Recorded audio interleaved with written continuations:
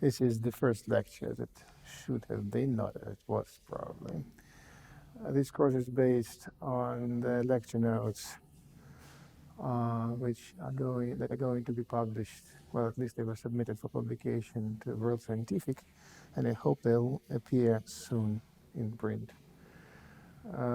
So if you need to know some details, if I miss some details, you can refer to this book. Let me begin with something very simple and abstract. Not very abstract actually, but yeah. So suppose we have material point on a straight line with coordinate q, and it's acted upon by a force F, which depends on the point, in fact. So we have, according to the second Newton's law, the following equation: Q double dot is equal to the mass of the body multiplied by the force.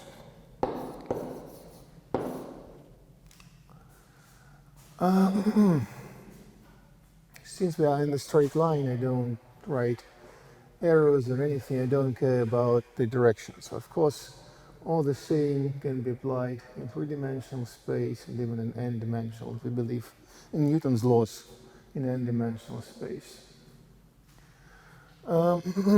So let me work with this equation a little bit. First of all, I'll multiply this equation on both sides by q dot, so that my equation turns into q double dot q dot. So this is acceleration, this is the velocity of a point.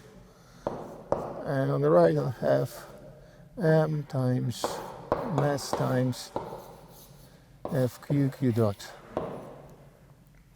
Now I can integrate both left and right sides and obtain the following equation. So on the left I have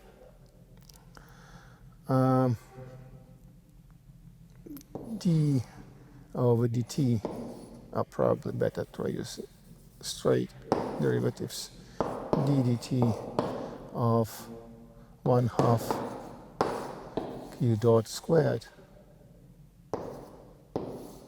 right? Because when we differentiate, what we get is twice q dot times 1/2 multiplied by d over dt of q dot, which is q double dot.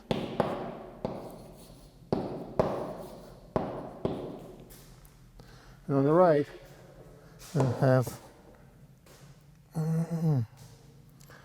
so let me first, I'll probably just divide both sides by m to make sure that everything works as it should.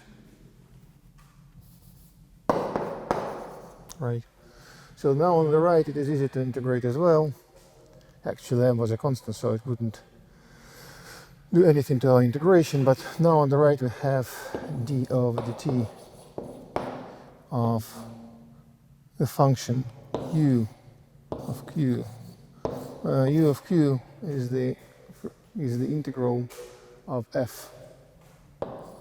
That is to say, if we differentiate u of q by dq, we will get f. Such functions always exist.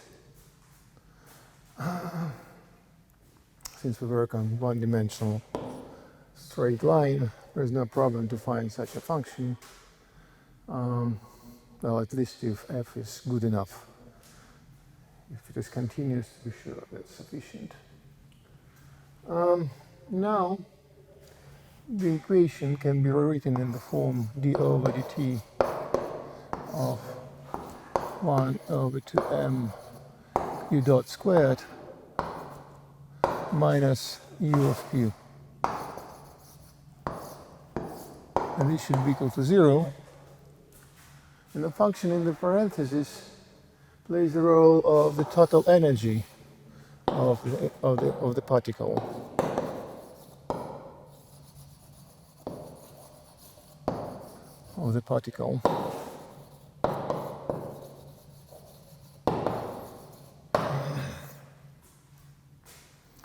It is convenient to rewrite it in a little bit different way. I introduce the new variable p equal to u dot times m.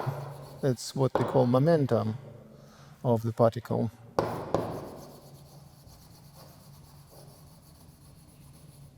Then the function, which I denote by h, is now a function of two variables, p and q.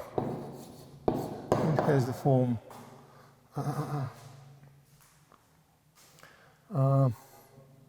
p squared divided by 2m. I think, let me see. Just a moment. I'm sorry. I'm awfully sorry. This should be here. Please erase this. It was my mistake. You know, of course it is this. I remember there should be m in the denominator, but sorry, it should appear only in the very last moment. Yeah, that's the Newton's second law. So we have this equation now, and h of pq, is equal to this minus u of q. Okay. It is easy to restore the equation of motion of the particle if we know this function, namely q dot is equal to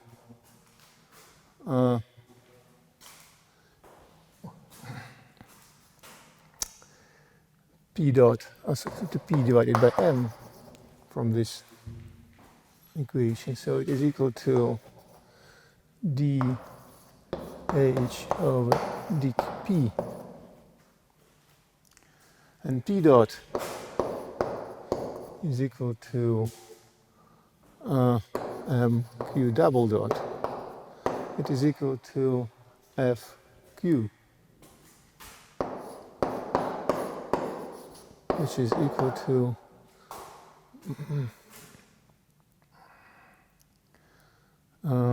du dq, and that is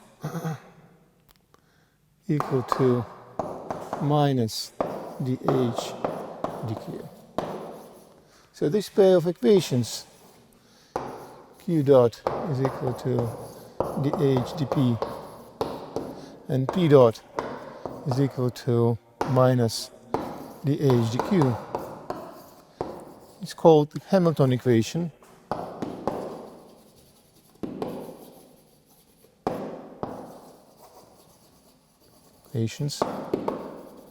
They're called a space called the Hamiltonian equation, and they appear pretty often in modern day physics and mechanics.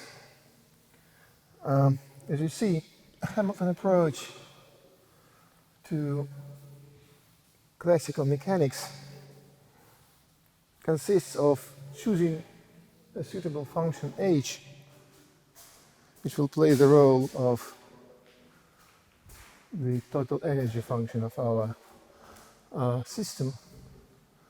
So this equation now shows that this total energy is preserved along the trajectories of our system.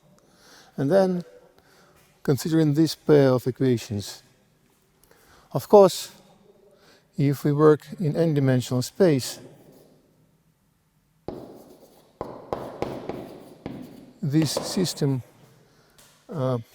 requires indices, so that now we'll have equations q dot I should be equal to dh dpi, and p dot I should be equal to minus dh dqi.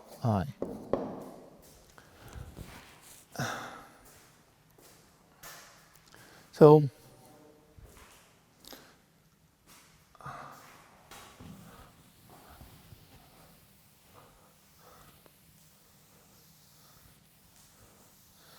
in fact, this was the simplest way to obtain Hamilton equations from some physical principles, and one can argue that this was a pretty simple case. But let me explain that in fact similar equations appear in most situations. Let me recall that modern day physics is based on the considerations of variational principle, namely, for every physical system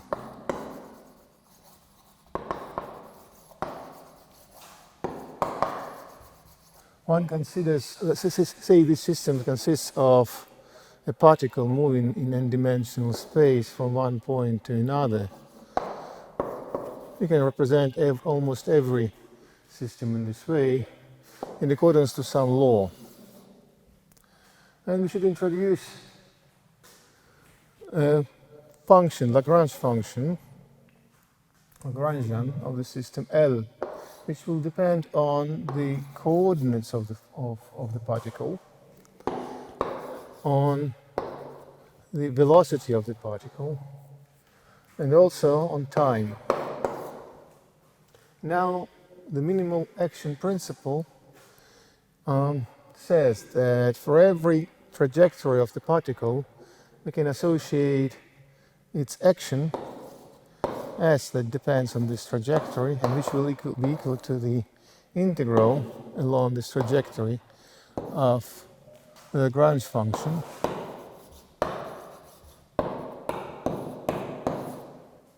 And the correct trajectory, the correct path along the system should evolve from A to B, is represented by the trajectory for which the action is minimal.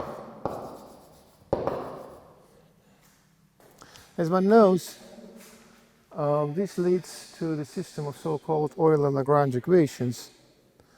Let me write down these equations.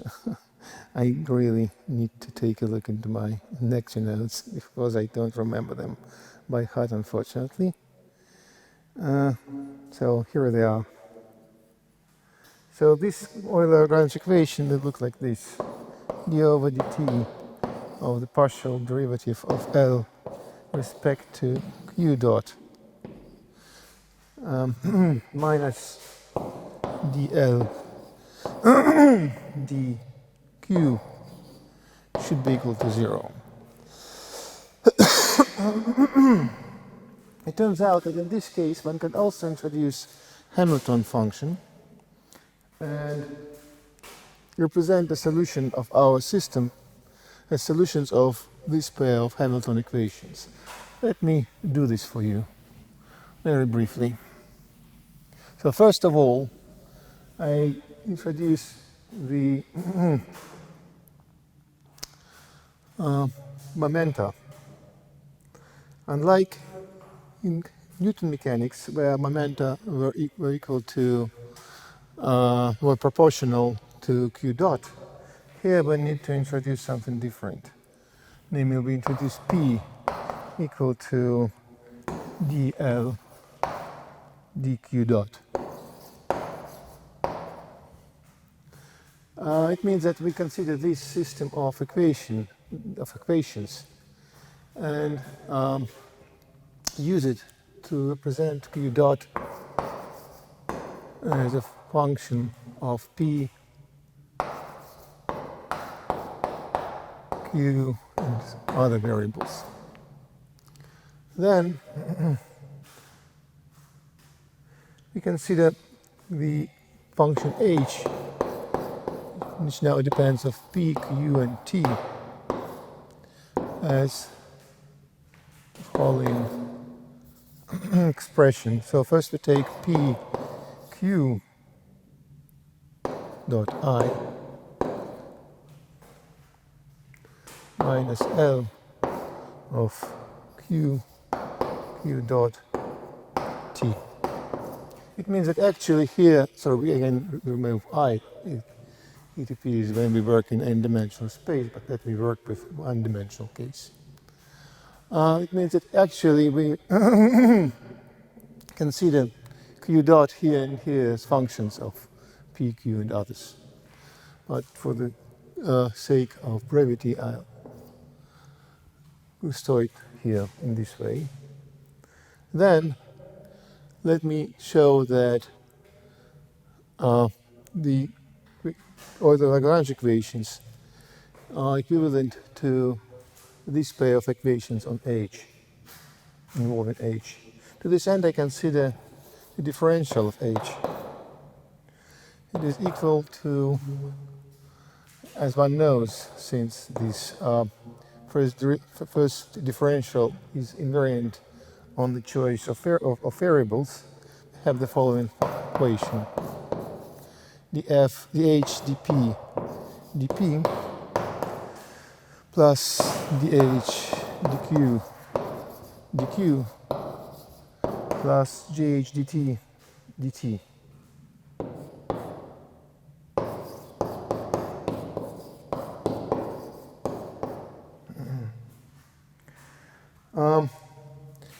Now, when we differentiate this equation, we see that the only term which will contain P is this. So we have Q dot dP plus but the minus dl dq minus dl dt.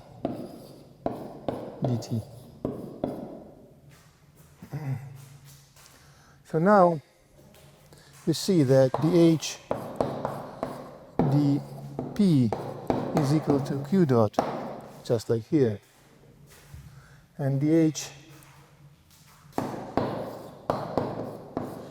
dq is equal to minus dl dq.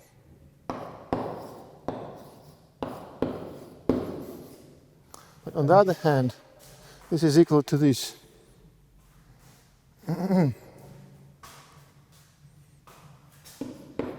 Since we have Euler-Lagrange equations, right?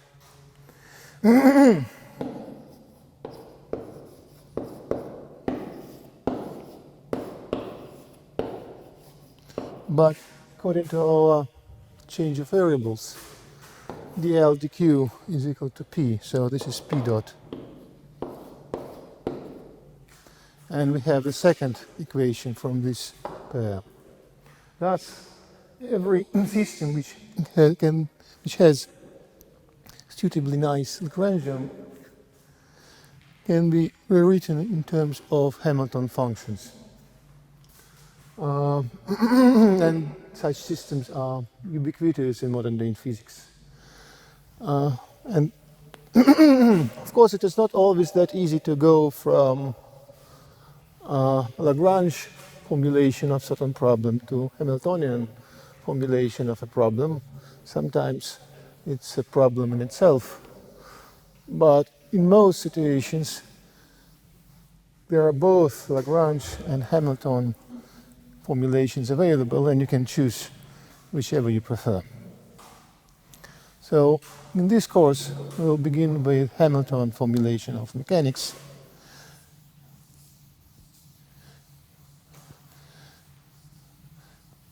That is to say, with this pair of equations. Okay.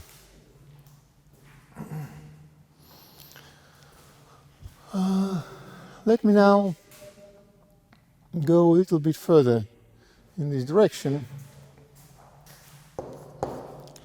and consider any function f which depends on the coordinate and momentum of a particle. And let us, so when our particle evolves with time,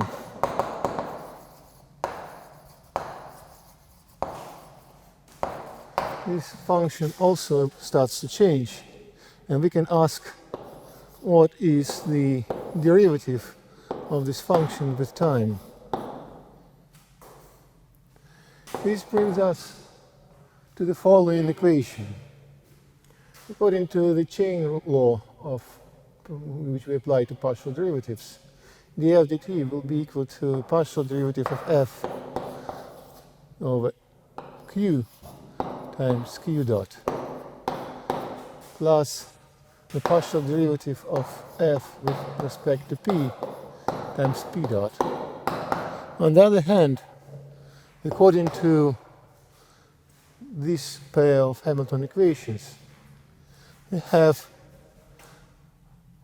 df dq times dh dp minus df dp dh dq. This expression, well, if we work in n-dimensional space, we need to introduce qi and pj and pi here, right? So that then here we'll have sums over I here and here.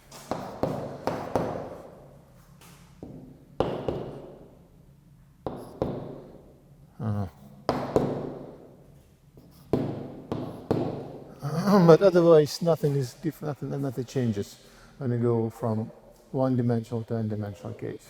So this expression now, which we obtain on the right-hand side of this formula, has a very particular and important role in this course. This expression is called the Poisson bracket of f and h.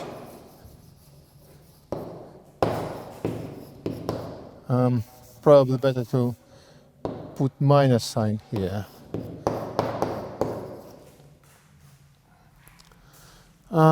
Namely, if we have two functions, f of p I q j and g of pi q j, we define the Poisson bracket by the standard formula sum over I from 1 to n df dpi dg dqi minus vice versa dg dpi df dqi.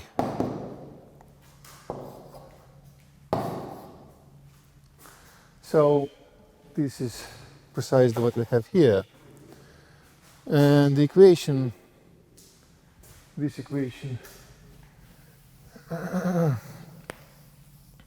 can be rewritten further in terms of this algebraic structure. Just like, here we obtain this operation when we try to consider the evolution of a function f with respect to time. And the same goes when the function f is equal to q or to p. There are also possible functions, and we get q dot is equal to minus qh and p dot is equal to minus ph.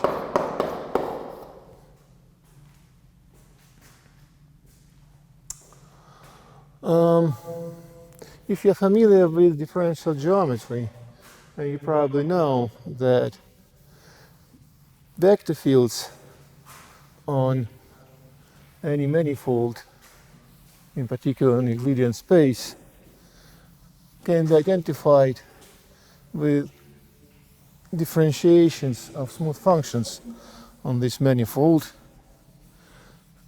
So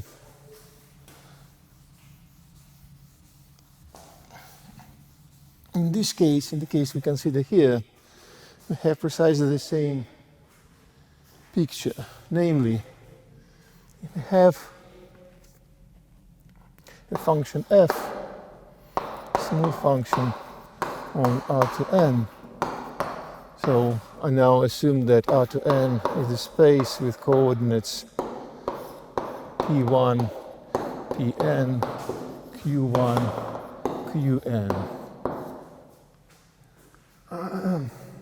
And we can consider the differentiation of f given by the formula. F goes to minus fh. If you remember the formula for the Poisson bracket, you can easily see that whenever I have two functions and consider Poisson bracket of their product, this Poisson bracket will look like f times g comma h plus f comma h times g. So this is a genuine differentiation, and thus this right-hand side can be regarded as a vector field. In fact, one can write down coordinate components of this vector field. If I denote this vector field as x sub h, just to symbolize that it depends on the choice of function h, and this vector field will look like, if I'm not mistaken, so first we have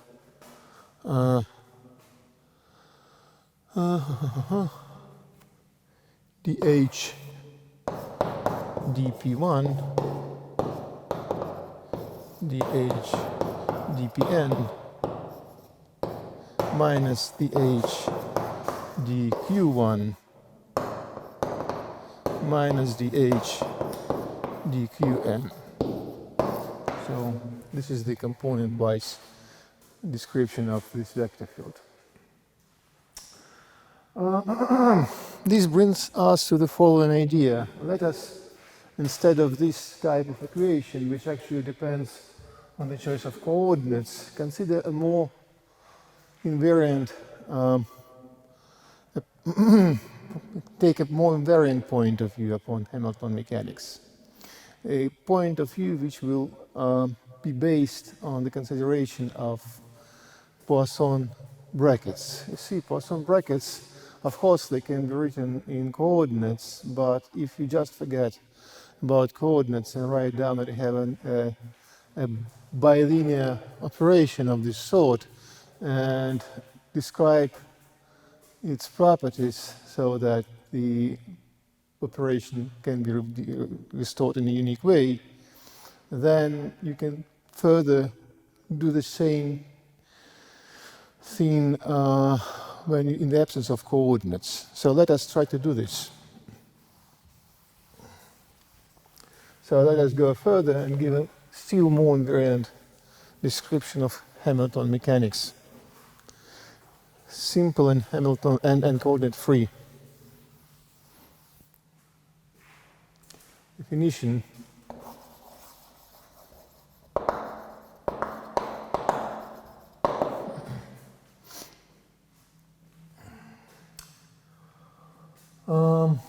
Suppose you have a manifold M. I hope you know what is a manifold. If you're not familiar with this, you can just speak that you work with Euclidean space of arbitrary dimension. Then one says that M is equipped with a Poisson structure. We'll return to this a bit later, but for the time being, you can think about this as Euclidean space.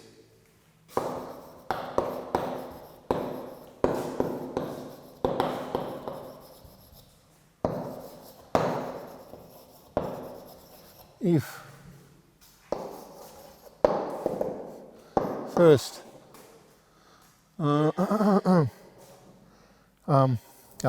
If there is a bilinear bracket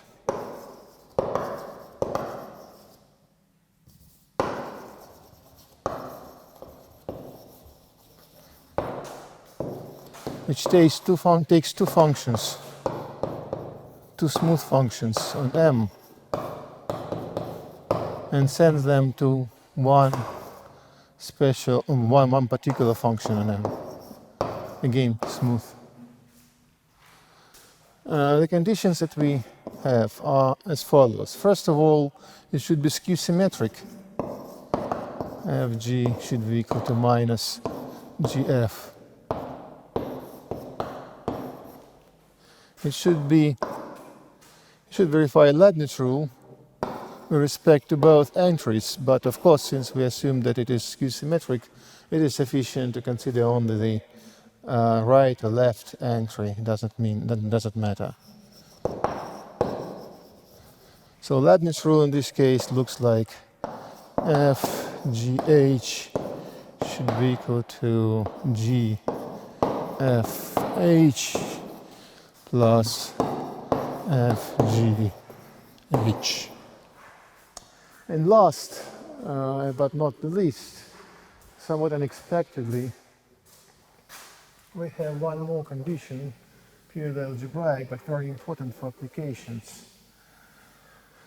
Here it is. It is called the Jacobi identity.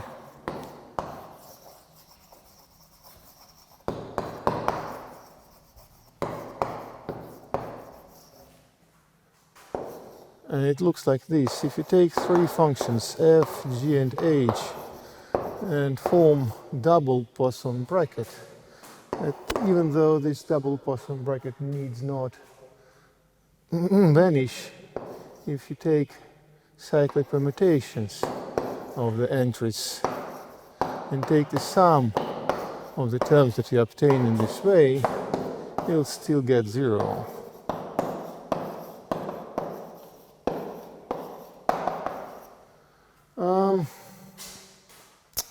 So before I proceed, let me prove, which is not very evident, that the Poisson bracket which I used earlier verifies this third condition. Let me recall the formula, and we work on 2n-dimensional space with coordinates p and q. I have the following equation, so it would look like the sum of I from 1 to n df dpi dg dqi minus vice versa df dqi dg dpi, sorry.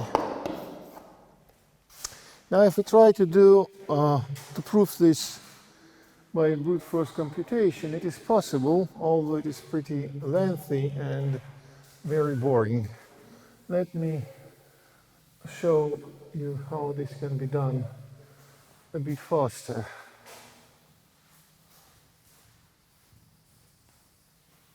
Now, first of all, I'm going to show that this expression, which you have in the Jacobi identity on the left, and which is sometimes called the Jacobiator of f, g, and h with respect to the Poisson bracket, is in fact another example of an operation that verifies Leibniz rules. Namely,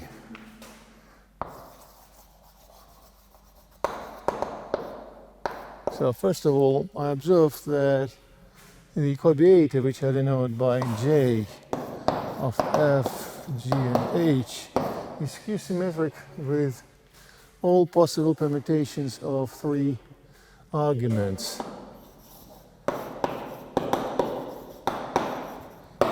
For instance, if I change the order of f and g, I'll obtain the sign.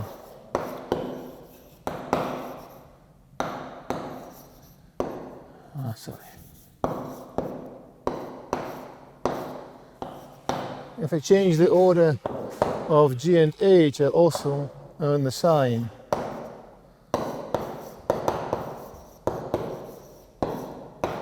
But if I take a cyclic permutation, then I get no sign at all.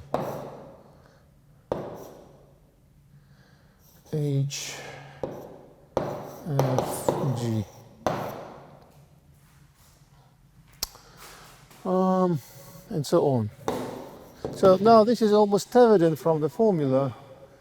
As far as the cyclic permutation is concerned, it is just evident because the left-hand side of this expression consists of the sum of cyclically permuted expressions, similar by cyclically permuted expressions.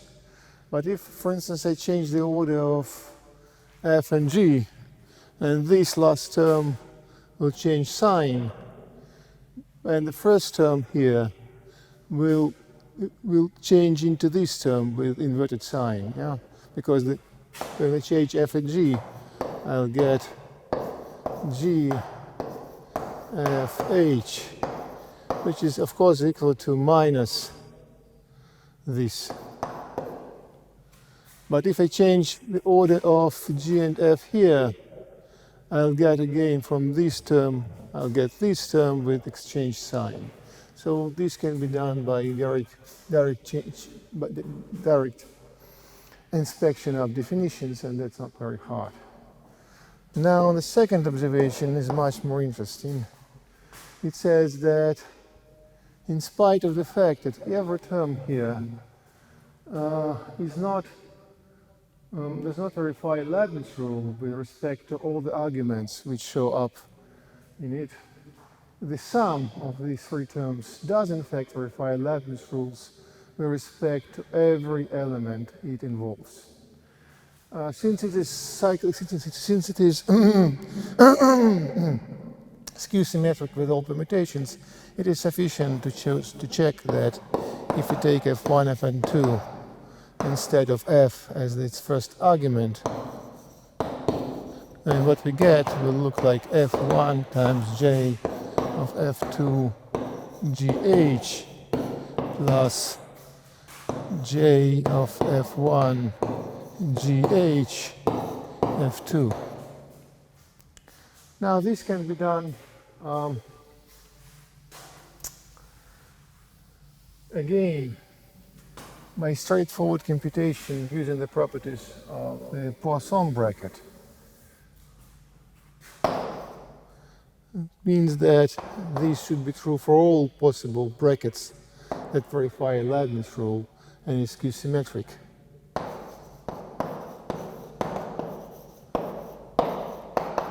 Namely, if we put f1 times f2 here instead of f, then the first term, since the Poisson bracket verifies the Leibniz rule, will look precisely as we need.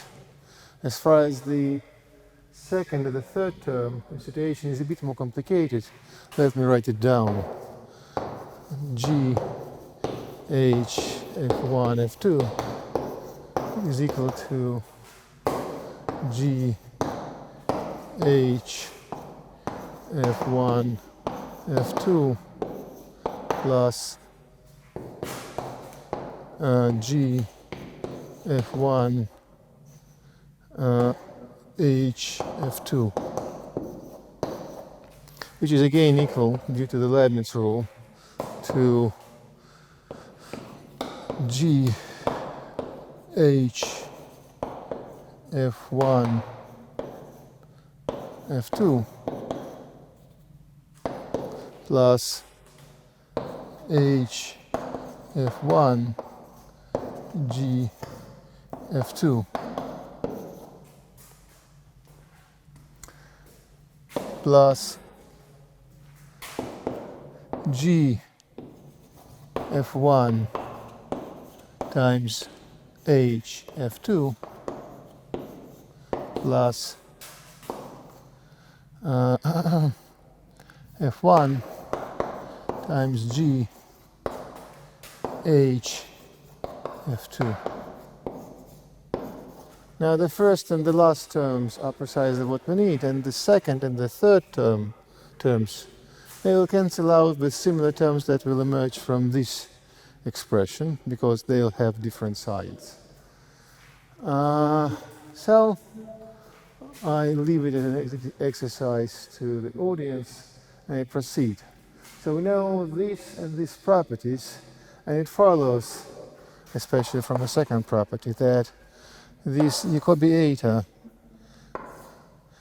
of f, g, and h is equal to the following expression. It is some sum of I, j, and k of certain coefficients I, j, k applied to the partial derivatives of f with respect to the coordinate functions I, j, and xk.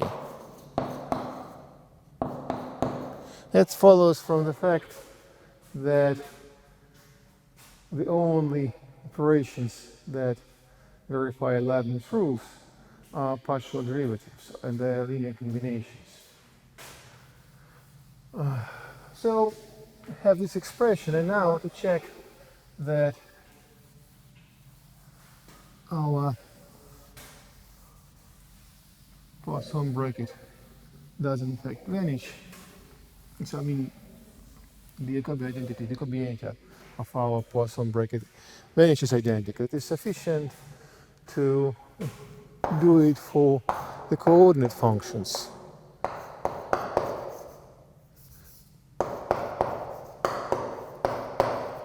Right, so in our case, these functions are P1, Pn, Q1, Qn, and since we know that the Poisson bracket of Pi and Qj is equal to the sum for k going from 1 to n dpi dpk dq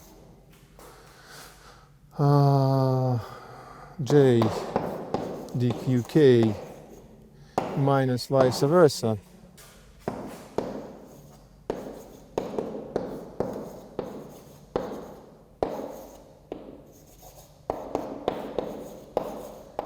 we see that the right hand side will be equal to delta I and j. In other words, this Poisson bracket takes constant values on coordinate functions, and hence the Jacobi eta will vanish identically. Okay, it means that all the coefficients ci, j, k are equal to 0, since it vanishes for all combinations of coordinates. These coefficients vanish identically, and that proves the proposition. Okay, so we now have a very abstract way in our disposal. We have a very abstract way to formulate Hamilton mechanics. Let me describe it very briefly.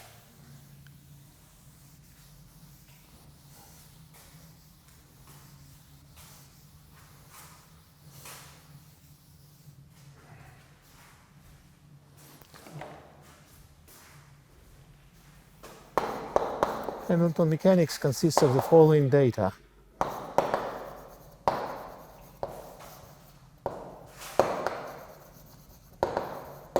First, the phase space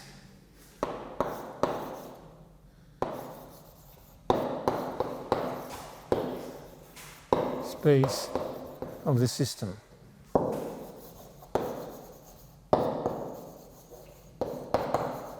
It is a manifold Well, in particular, it can be R to M.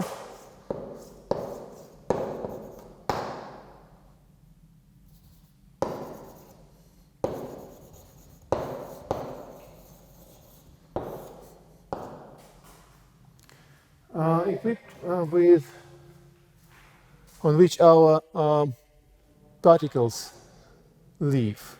Part of the coordinates of this space will correspond to the coordinates of the particles, and some of the coordinates will correspond to their momenta. When we work in Euclidean space, we can separate momenta from coordinates, but it is not always advisable to do so. It's not always possible to do so. So we can forget for a while that there are different types of coordinates on M, and only consider these coordinates as some single batch of coordinates that we work with. Number two, it is the Poisson bracket on the space of smooth functions.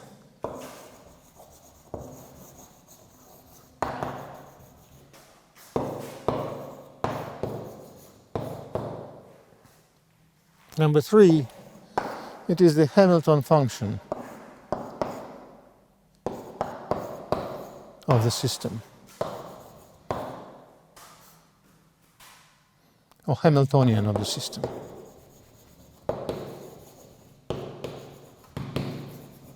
Then, the equation of motion can be written as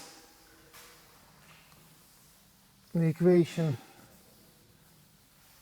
on coordinates. X dot is equal to minus xi commuted with h. In other words, we consider the Hamilton vector field of h of the Hamiltonian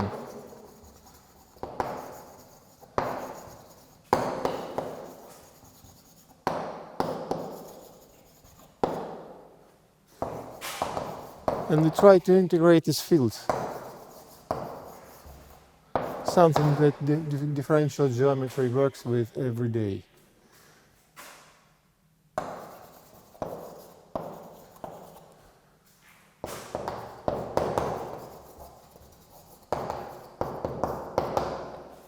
If we want to consider the evolution of some observable function, so in physics it is sometimes more important to know the evolution of certain values that depends on the system rather than of the position of the system itself.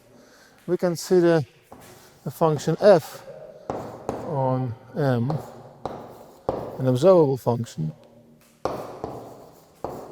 Then the motion of the system is determined by the following equation on f df dt is equal to minus fh.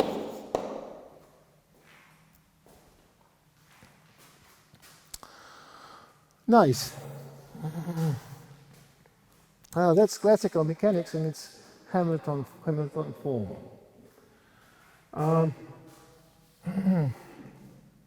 This is the world as it was in the end of the 19th century, before the invention of quantum mechanics.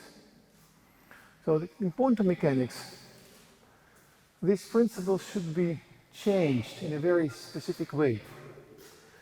I'm not going to describe the motivation why one uses one or another form of quantum mechanics. One uses one or another postulate in quantum mechanics. It's especially difficult to do, to explain this, because even nowadays there are lots of arguments, lots of division of opinions concerning the postulates of quantum mechanics and their physical and philosophical meaning. So I'll concentrate on the basic principles on the way, in the most standard way, as it appears in most textbooks on quantum mechanics. Physical motivation for these postulates can be found, for instance, in famous Richard Feynman's lectures on physics, where he describes in detail some experiment, some maybe not physical, but some mathematical experiment which explains why we should take this point of view on quantum particles. Okay,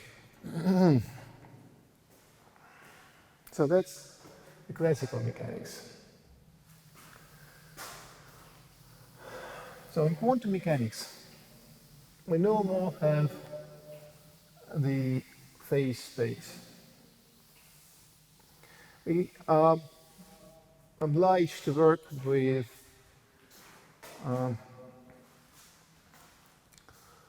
some more abstract and less naive entities. Quantum particles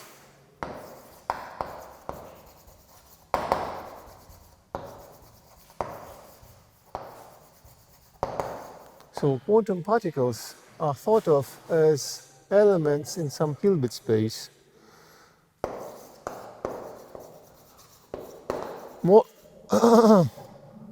More accurately, not particles themselves, but their so-called wave functions, which describe quantum particles in a unique way, are elements of certain Hilbert space.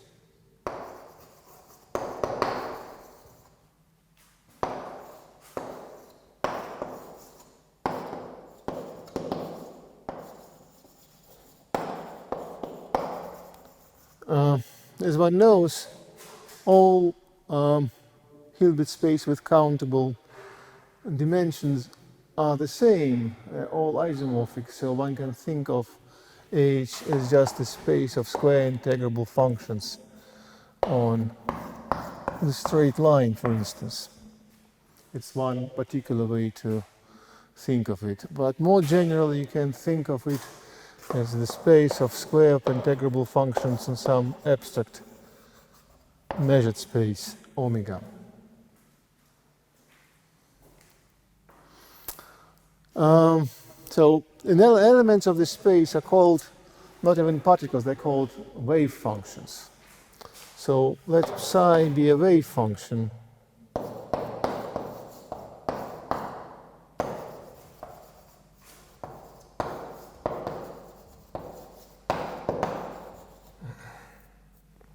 According to the most standard interpretation of quantum mechanics, we have the following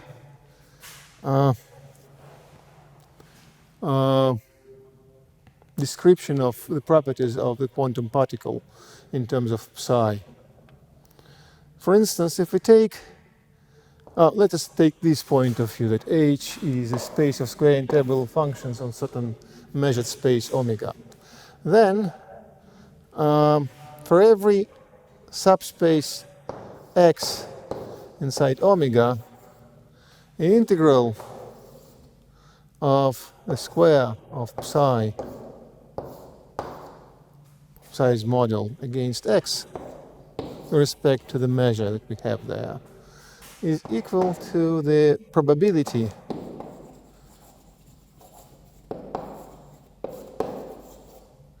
of the particle to appear in X,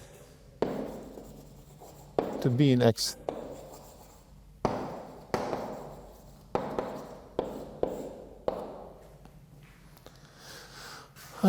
In particular, since the probability of the particle to be in omega is equal to 1, we come to the conclusion that the integral of psi squared against omega should be equal to 1.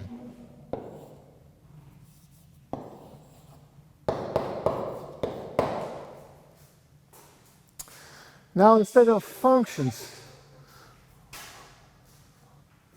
of these particles, functions on the phase space, we have integrals, we have operators, observable functions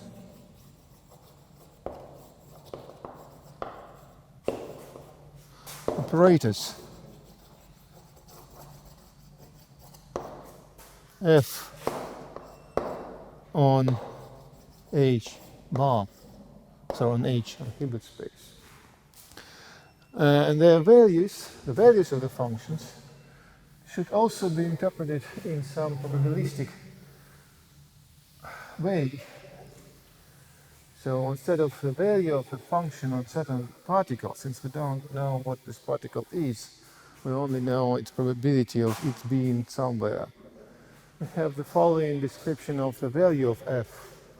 So, namely, we can only compute the average of f at the particle, and that's equal to the integral of over omega of the expression psi times f of psi d mu.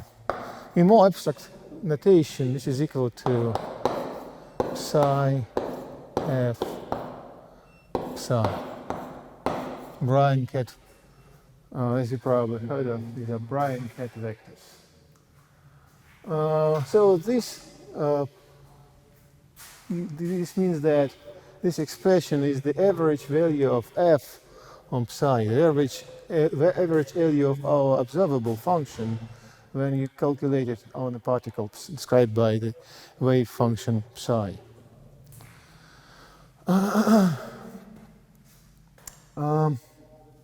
And so on and so forth. Thus we come to the following problem, which is sometimes called the quantization problem. It's not the deformation quantization, which I am going to talk about later, but it's already the problem which many physicists work on, and which they have worked since the beginning of the 20th century in quantum mechanics. Suppose you have some observable f, a classical observable.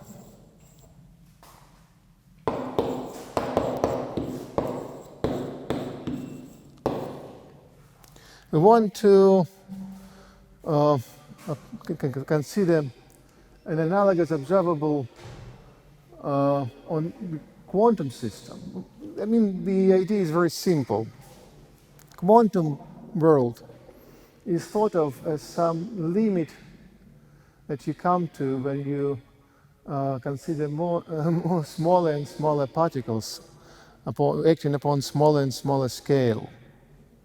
So you can imagine that when you go further and further down the scale of your, well, if you use more and more powerful microscope to go further down the matter, you will go from classical world to the quantum world. It means that certain functions in classical world should give rise to certain functions in quantum world. And the question is, what observable operator f, which is the operator on H bar, should be?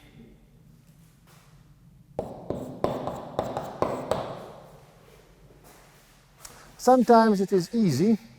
For instance, if we consider f equal to the coordinate of the point, or f equal to the momentum of the point, then we can use some very well-known operators. For instance, if we return back to this space from the general measured space, we can choose the following representatives for the operators q and p. For instance, let x be the coordinate on R1, then q can be thought of as the operator which multiplies every function by x. And p will be equal to the operator of differentiation by x. Of course, this means that we only consider smooth functions, not actually L2 functions, but, well, for physicists that has never been a very big problem. In this case, the operators P and Q commute in a very nice way. Let me recall that the Poisson bracket of P and Q was equal to 1. And it is easy to check that the commutator of P and Q will also be equal to 1.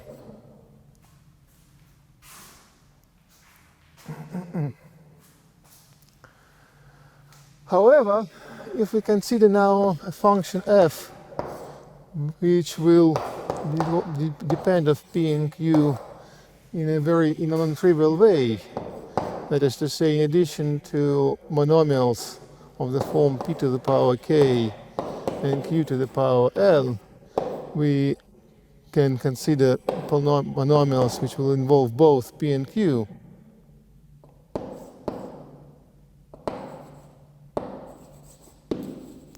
Then the way we write down this monomial in terms of the operators p and q is not canonically determined. It's not canonically. It is not. If you try to restore this, the image of this monomial in terms of this operator, you'll come to the problem that this operator is not equal to this operator.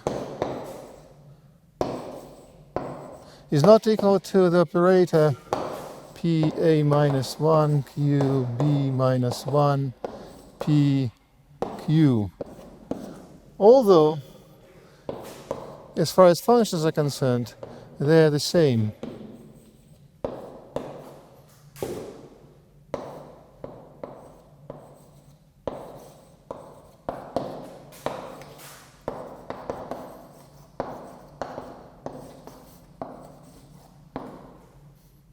You see?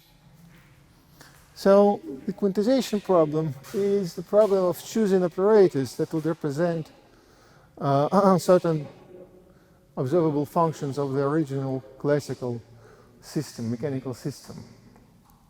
The problem appears from the fact that differential operators in general on Hilbert space, do not commute with each other, unlike functions on Euclidean space or on manifold in general. So next time I'll speak about different ways different approaches to the solution of this problem. I'll describe the basic ideas and basic results from quantum mechanics. And in the end of the next lecture, I'll introduce the first example of deformation quantization formula, of the famous Moyle product formula. And that's all for today.